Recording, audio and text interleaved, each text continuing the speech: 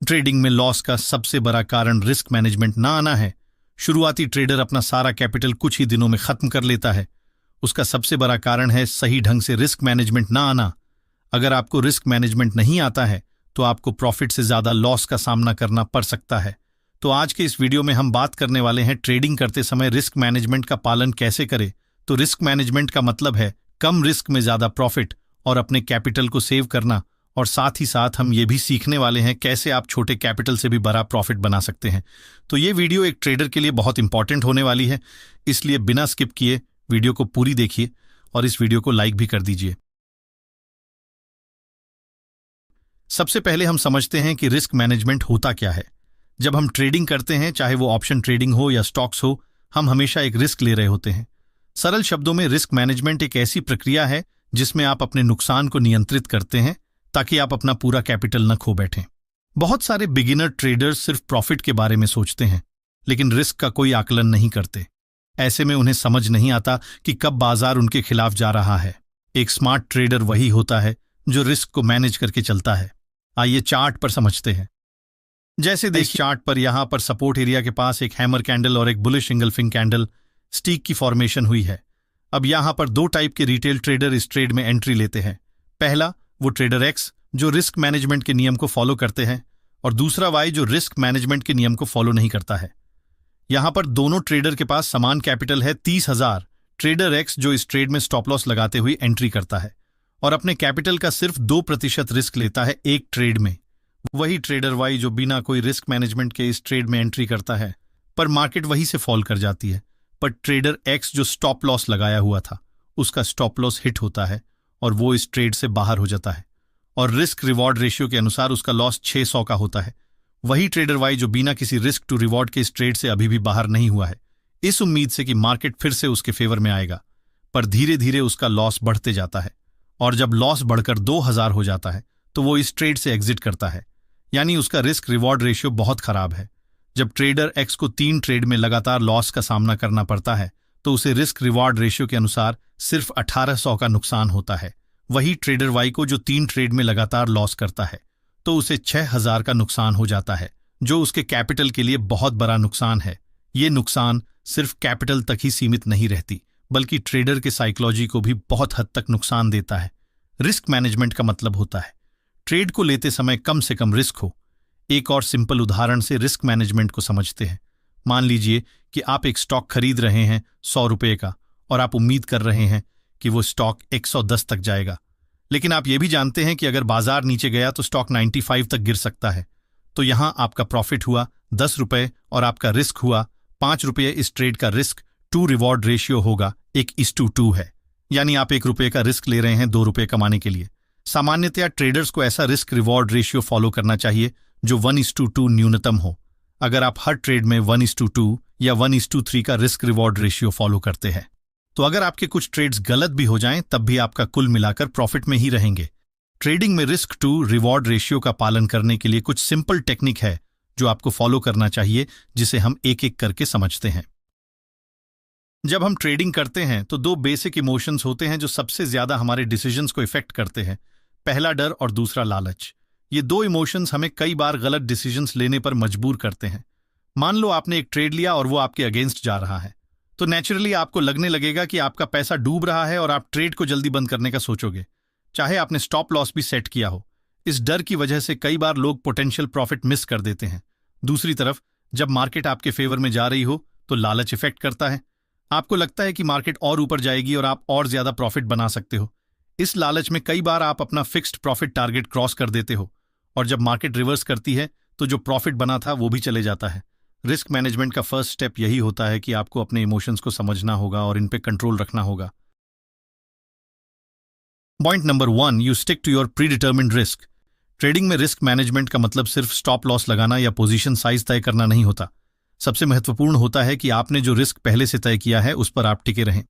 मान लो आपने एक ट्रेड में 1000 रुपये का रिस्क लिया है तो आपको यह रिस्क स्वीकार करना होगा कि अगर मार्केट आपके खिलाफ जाती है तो आप 1000 रुपये का नुकसान सह सकते हैं। कई बार लोग रिस्क तय करने के बाद भी घबरा जाते हैं और या तो अपना स्टॉप लॉस बदल लेते हैं या जल्दी से ट्रेड बंद कर देते हैं। यह रिस्क मैनेजमेंट के सिद्धांतों के खिलाफ है। आपको अपने रिस्क पर विश्वास होना चाहिए और उसी पर टिके रहना चाहिए। मार्केट में नुकसान होते हैं, लेकिन अगर आपने अपने रिस्क को सही से मैनेज किया है तो आप लंबे समय में प्रॉफिटेबल ही होंगे। Point number 2, importance of risk reward ratio. Risk reward अनुपात भी रिस्क मैनेजमेंट का एक बहुत जरूरी हिस्सा है। इसका मतलब है कि आप एक ट्रेड में कितना रिस्क ले रहे हैं और उसके बदले में कितना प्रॉफिट की उम्मीद कर रहे हैं। सामान्यतः एक अच्छी ट्रेडिंग सेटअप में 1:2 या 1:3 का रिस्क रिवॉर्ड अनुपात होना चाहिए। मतलब अगर आप 1000 का रिस्क ले रहे हैं तो आपको 2000 या 3000 का प्रॉफिट होनी चाहिए। इस अनुपात को बनाए रखना बहुत जरूरी है, क्योंकि अगर आपका रिस्क रिवॉर्ड अनुपात सही होगा तो आपको कम ट्रेड्स में भी ज्यादा प्रॉफिट हो सकता है, और अगर कुछ ट्रेड्स नुकसान में भी चले जाएं तो भी आप कुल मिलाकर प्रॉफिट में ही रहेंगे। जब भी आप ट्रेड लें तो यह जरूर देखें कि आपका प्रॉफिट संभावित रिस्क से कम 2 से 3 गुना ज्यादा हो। अगर रिस्क रिवॉर्ड अनुपात सही नहीं है तो वह ट्रेड लेने का कोई फायदा नहीं है। पॉइंट नंबर 3, पोजीशन साइजिंग का महत्व। रिस्क मैनेजमेंट का एक और महत्वपूर्ण पहलू होता है पोजीशन साइजिंग, यानी एक ट्रेड में कितना पैसा लगाना है। यह फैसला आपके कुल कैपिटल के आधार पर होता है। सामान्यतः यह माना जाता है कि एक ट्रेड में आपको अपने कुल कैपिटल का 1 से 2% से ज्यादा रिस्क नहीं लेना चाहिए। मान लीजिए आपके पास 1 लाख की कैपिटल है तो आपको एक ट्रेड में अधिकतम 1000 या 2000 का रिस्क लेना चाहिए। अगर आप पोजीशन साइज को मैनेज नहीं करते तो एक ट्रेड का बड़ा नुकसान आपकी कुल पूंजी को प्रभावित कर सकता है। पोजीशन साइजिंग आपके रिस्क को नियंत्रण में रखने का एक पावरफुल तरीका है। अगर आप अपनी कैपिटल का छोटा हिस्सा रिस्क में डालते हो तो नुकसान होने के बाद भी आपके पास भविष्य के ट्रेड्स के लिए पर्याप्त कैपिटल बची रहेगी। Point number 5, role of risk management in long term success. Short term में शायद आप बिना रिस्क मैनेजमेंट के प्रॉफिट बना लेंगे, लेकिन लंबी अवधि में अगर आप सही से रिस्क मैनेजमेंट नहीं कर रहे हैं तो आपको भारी नुकसान उठाने पड़ सकते हैं। रिस्क मैनेजमेंट का मुख्य उद्देश्य यह है कि आपको लंबी अवधि में टिकाऊ बनाना। मार्केट हमेशा अप्रत्याशित होती है। कभी कभी आपको भारी मुनाफे मिलेंगे और कभी कभी नुकसान सहने पड़ेंगे, लेकिन अगर आपने रिस्क को मैनेज करके रखा है तो आप नुकसान को नियंत्रण में रखेंगे और जो मुनाफे आएंगे वे आपको आगे बढ़ने में मदद करेंगे। जो ट्रेडर्स रिस्क मैनेजमेंट को हल्के में लेते हैं वे 1 या 2 बड़े नुकसान के बाद मार्केट से बाहर हो जाते हैं। इसलिए सफल ट्रेडर्स हमेशा रिस्क मैनेजमेंट को अपनी प्राथमिकता बनाकर चलते हैं। Point number 6, consistency and discipline. Risk management का एक और महत्वपूर्ण पहलू है निरंतरता और अनुशासन। आपको अपने ट्रेडिंग प्लान और रणनीति का पालन करना होता है, चाहे मार्केट कैसा भी बर्ताव कर रही हो।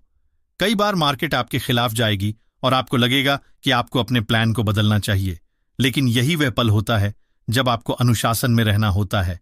आपको अपने पहले से तय किए गए रिस्क और स्टॉप लॉस पर टिके रहना होता है।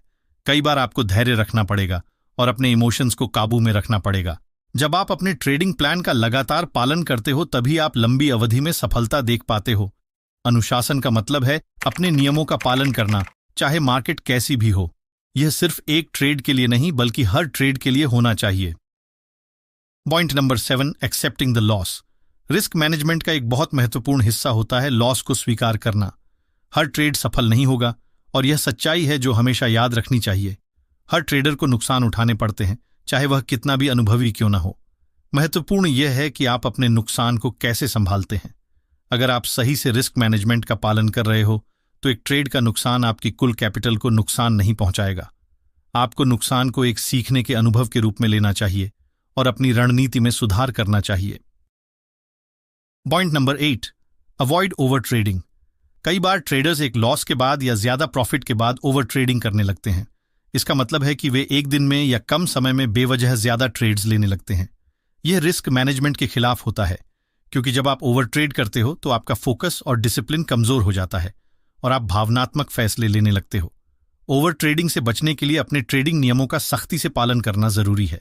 फियर ऑफ मिसिंग आउट से भी बचना होगा, क्योंकि ओवर ट्रेडिंग का एक बहुत बड़ा कारण फियर ऑफ मिसिंग आउट, जिसे शॉर्ट फॉर्म में फोमो कहा जाता, यह तब होता है जब आप अपनी एंट्री सेटअप पर आने से पहले ही बना लेते हैं और बाद में आपका स्टॉप लॉस हिट करके मार्केट आपके साइड मूव करती है।